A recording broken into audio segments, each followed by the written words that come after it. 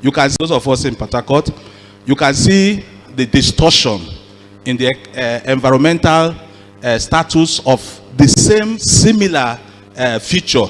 And this is as a result of the fact that we can't be able to provide sufficient map information with respect to these environmental phenomena that are associated with the forest ecosystem. So this is the issue. And if we get it right, you can be sure that we can talk about our sustainability in line with the Sustainable Development Goal. Again, to emphasize the fact that because we have a huge chunk of a mapped forest facility, which is a critical component of our work attitude, and this is where we have found ourselves, and we can see this problem expressing itself within our urban system. Next. Now, why are we studying Obiakpo in the context, even if we are putting it in a global perspective? We are finding that Obiakpo has 17 political wards. We are dealing with a study area that hosts three higher institutions, and then we have 2 sub-higher institutions technically. It's a place that contains and have a lot of commercial activities, but sadly, due to the challenge of our forest ecosystem, it has impacted so significantly to the effect that we are having challenge in that study area. Next. Now, what is the aim? We are to map the spatiotemporal dynamics of the forest ecosystem in that study area. And we are going to provide information that shows the dynamics in terms of the land use, land cover changes for a period of 30 years. And we'll see the consequence in terms of the impact, for which, if we are not doing anything, we are going to run into a crisis season within that urban space. Next. Who will benefit? Technically, sometimes when we provide insight to this kind of phenomena, we want to find out who benefits from the work. The Ministry of Environment, particularly looking at the Environmental Sustainability Index, we find out that this work will give them an insight and provide a basis for them to make proper policy and decisions to stem this. Who are the other people? The mapping agencies in this country, the Office of the Surveyor General of States and Federal Government, NASDA, and this information that we're generating will be able to trigger their interest in terms of looking at the issues of mapping forest systems and forest reserves for this country. The local government officer, of course, in itself. Again, because this local problem has a global context, we can also say that the Sustainable Development Goals and Vision 2034 offices that are located in this state, in our state and in nation, will be able to see the gap that exists in the actualization of Vision 2030 in line with the Sustainable Development Goal, as we have listed earlier on. All right, let's make some progress. Methodology. We are leveraging on geospatial technology to be able to find essence to the problem of the impact on the forest ecosystem. Let's go straight to the results and see what it is. Now, we have been able to provide us classified information looking at the classified imagery of 1992. You can see predominantly that we have an avalanche of the forest systems that, if we had properly mapped them 30 years ago, it could give us an insight on where we are going. Now, look at 2002, you can find out that there is an encroachment into the forest ecosystem. Particularly, you can see the fact that urbanization is coming. Now, the question is, can we do anything about urbanization? We may not, but we can be able to define the context for which urbanization can come into the forest system because of the overwhelming benefits of the ecosystem to our sustainability or our environmental survival. And this is our role as surveyors, because when we don't map and provide this information, you find out that those who are in the development policy system cannot be able to find a basis for which decisions can be made. Now, let's make some progress. Next. Now, this is the situation in 2012, and this is the situation in 2022. Now, you can find out that in 2022, 30 years after, there is a huge depletion of our forest system.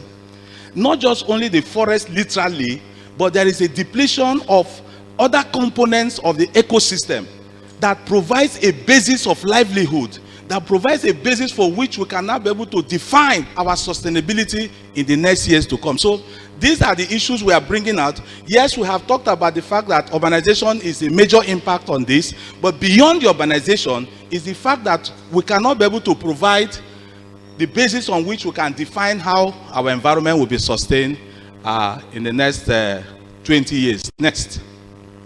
Now we have provided a table on this, and you can see these changes. If you can see from where you are, we have found out that we looked at about 5 elements that had been impacted: the water body, the vegetation, the forest itself, and wetlands, and all of that. And then, of course, the built-up area. You find out that the intricacies of these 5 elements as it relates to the sustainability of the ecosystem have been highly impacted, and we find ourselves 3 minutes more.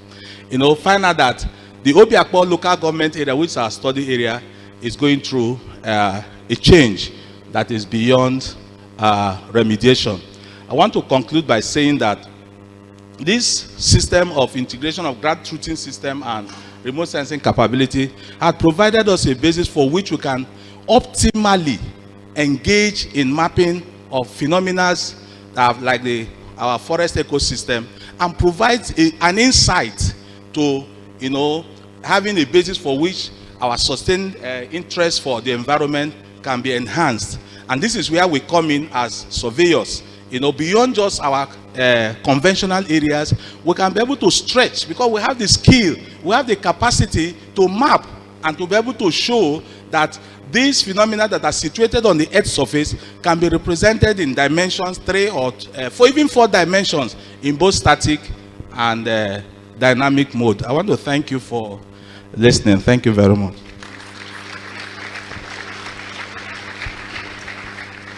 Please, another round of applause for him. Thank you. Thank you, Hart Lawrence, for keeping to time. I hope you are taking down your questions. So the next presenter is Chika Vincent Okorocha. A round of applause as he steps forward.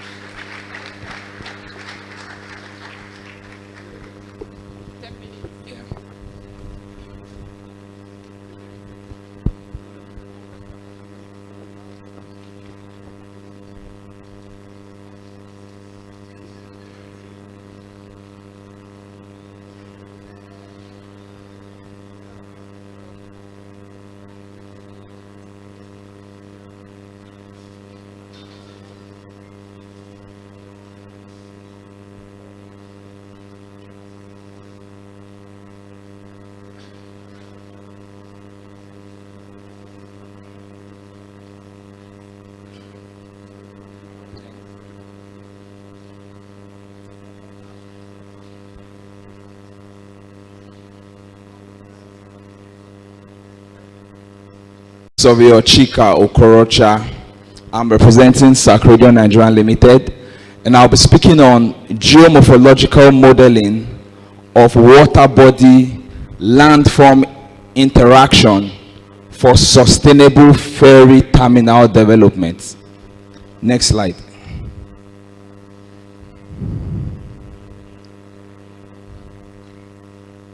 I would just like us to play this video.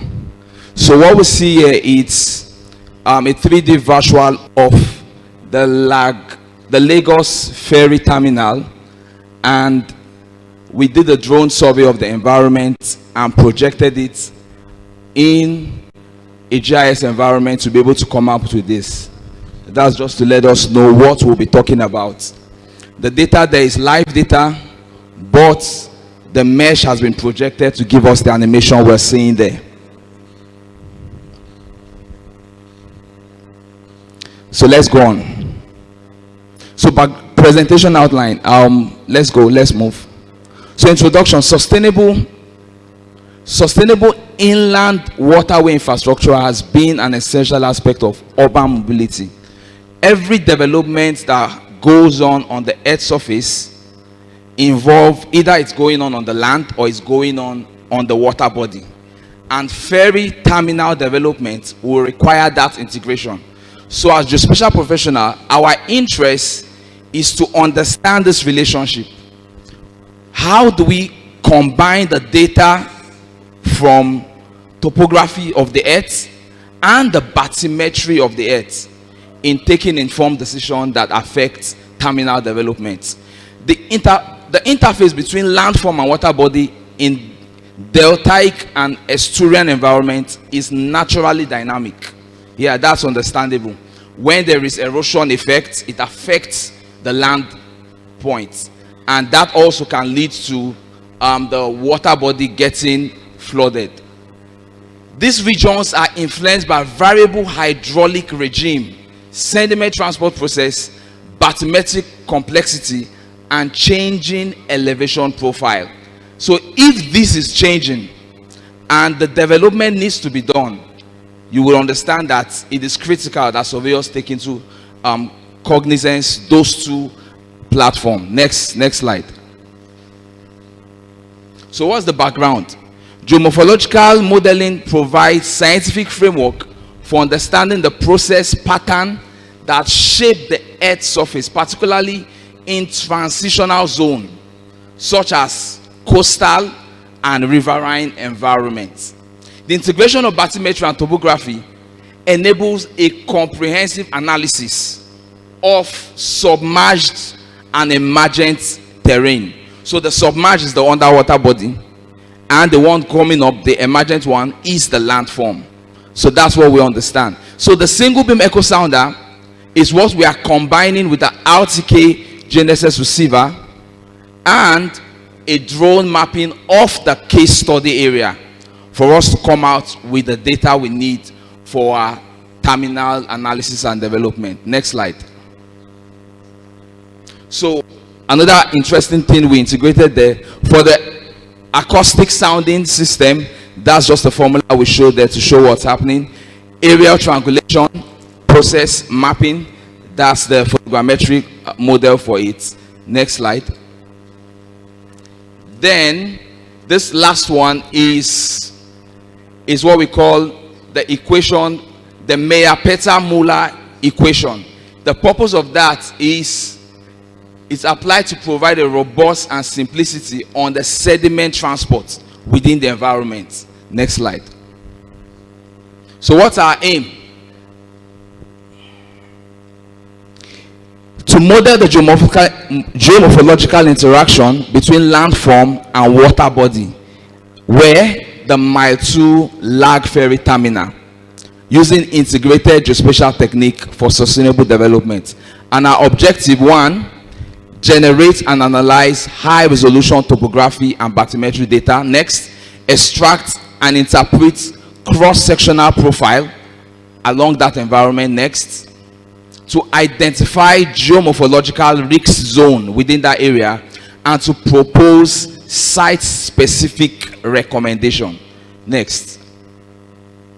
So what's the methodology? So that's the Google Earth imagery of the Mile 2 lag ferry terminal. That's what it looks like. And what we're doing is to, one, do a topographical survey of the blue line area, as you can see in the plan there. The red line will carry out a topographical survey along those parts. Then we also carry out drone mapping of the entire environment. So we'll have 5 profiles that we're going to analyze, A1 to A5, 3 profiles on the bathymetry level, the B1 to B3. Next slide. And the total area of that coverage is around, can you go back please? The total area is around 16 hectares, combining the landform and the water body. Next. So we started by establishing 2 geodetic control based on 5 hours observation. So that becomes our reference for the bathymetry, the topography, and the drone mapping. Next. The next step we did was the bathymetry survey of the water body using the geodetic control we've established as our benchmark. From there, next, we went on to carry out the topography and drone mapping. Even though, yes, we understand that the drone integrating GCP will be able to generate the topography of the place, the digital terrain model, but we just don't want to base our data just on that. So we still carried topographical survey, field direct observation along the land environment. Next. So the integration was done, combining all the data, ArcGIS Metashape to process the drone data, ArcGIS to analyze the spatial data, and AutoCAD to provide the profile of all the lines we've defined. So for the bathymetry, like I said earlier, we had the B1 to B3 lines, and for the topography, we had the A1 to A5 lines. Next. So, and we defined also the score and sediment transport modeling. Now, typically, we're supposed to carry out something like current profiling of that environment to understand the current profile, but we use the profile to define it. So we say the shear stress was estimated from slope and depth data based on our field observation. Next. So what's the result? What you have there is the orthophoto of the environment. Next, at 2.5 cm resolution, the composite map that combines the bathymetry, the topography, and the detail of the environment. Next. Next. Then the profile. So this is the B1 to B3 profile that does define how the depth of that environment looks like. Next. The back, please. Back. Okay, go next. Okay. Then this the topographical, the digital terrain model and the mesh. So the mesh was generated from the drone data, while the model you see there, the 3D model, was generated from the raw data. That's the bathymetry depth and the topographical information. So that gives us that. Next. So analysis. So let me take the one at the middle. The B1 to B3 offer valuable insight into the subsurface dynamic of the water body. Majorly, we are saying the B1 to B3 profile gave us in-depth understanding of what the depth looks like. Next.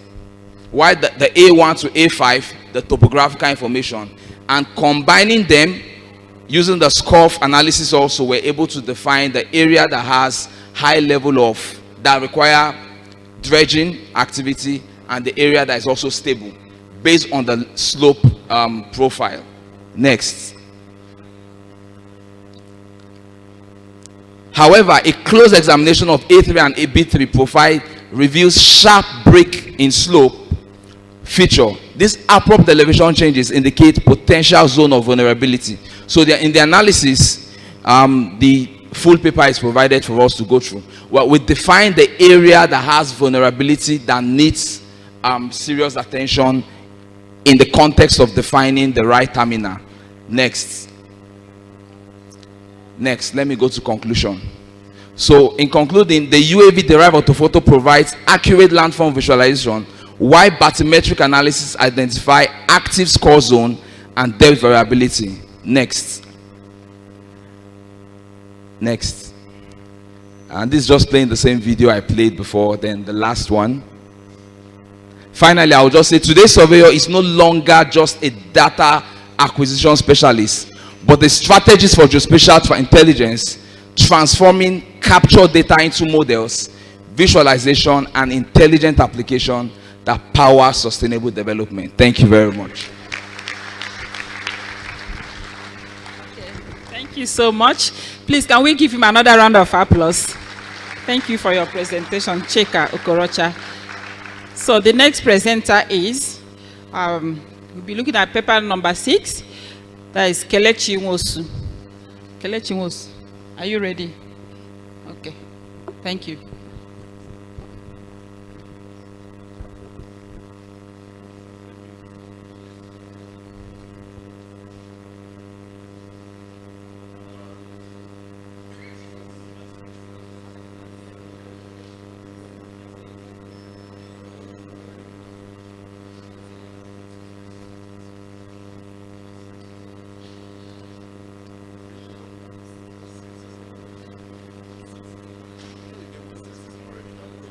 The one I just said.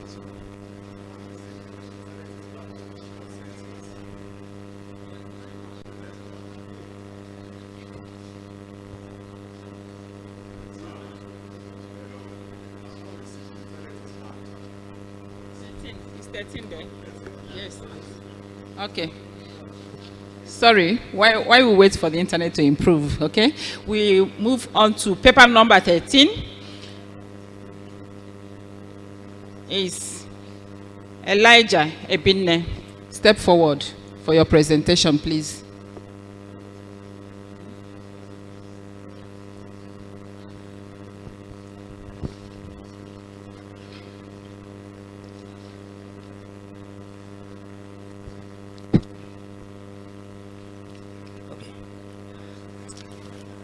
Good morning, dear member of NIC.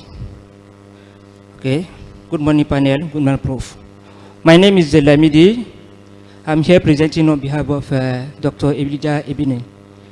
So the topic of this presentation is geospatial intelligence for flood management in Madagali local government area for Adamawa State. So we all know that the problem of flood is a serious disaster across the globe.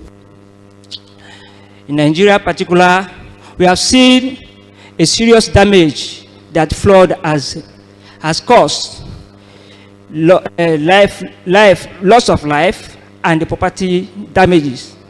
And we know that this problem of flood has been a serious problem, and this is caused by natural and human-induced factors such as heavy raining, inadequate urban planning, and climate change. Move. So, we all know that has been, the effects include immediate physical damage, enduring public health issues, and ecological disturbance. Move. The aim of this presentation is to apply the geospatial intelligence through geographic information system and remote sensing to identify, monitor, and manage flood risk in Madagali local government area, thereby enhance disaster preparedness, response, and resilience of the local governments. The objective of this is to analyze the historical and real-time flood event, to assess the vulnerability of infrastructure of the community and the community, to enhance community awareness and preparedness, to develop the flood hazard and risk map for future preparation. Next. The method applied in this process is first we acquire the digital elevation model, the Landsat 8, and the precipitation data. The DM was processed by producing the slope, the stream, and the flow length, while the Landsat was processed using the first color composite, the classification. Then we rate all the factors together to reclassify and then have the overlay, the weighted overlay, using also the flood hazard statistical data. Move. With this, we can see that Malagasy has a serious flood problem. If you look at the table, you can see almost half of the local government has been overtaken by the high risk of flooding. This is up to 1,215 square meters. Then at the high of 600, these are the area. Even the low area also has been encroached by the erosion. So, move. These are show that Madagali is supposed to be called for the serious concern about erosion. The key towns such as Madagali, Mishika, Gulak fall within the high risk zone, while the community like Uda, Kubu, Kaya, Uro, and so on, these ones has experienced, they are on the low level, but they has experienced severe erosion due to their location on the low line land. The historical data also has shown that in 2012, 2015, and 2020, leading to the social infrastructure and agricultural damage, there is a clear link between heavy wet season rain and the increased frequency of flood in this vulnerable area. Let's move. So, okay. Yeah. So the study has recommended the implementation of sustainable agriculture practice to reduce soil erosion and improve water retention. It also showed that this approach could be scaled to the other flood-prone region of Nigeria, contributing to the broader goal of improving disaster. In conclusion, we can see that the geospatial intelligence, we can be making the use of the spatial and therefore improving flood management in Madagali local government area by integrating GIS remote sensing and rainfall data into flood risk assessment. Thank you very much.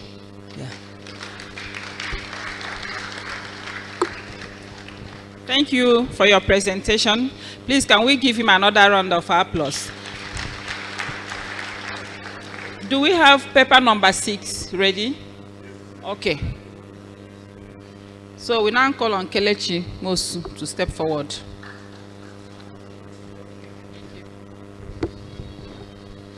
Thank you, Prof. Fellows of the institution, dear colleagues, I have to present the paper on the monitoring and prediction of rice field yield using Sentinel-1A SAR data and regression model.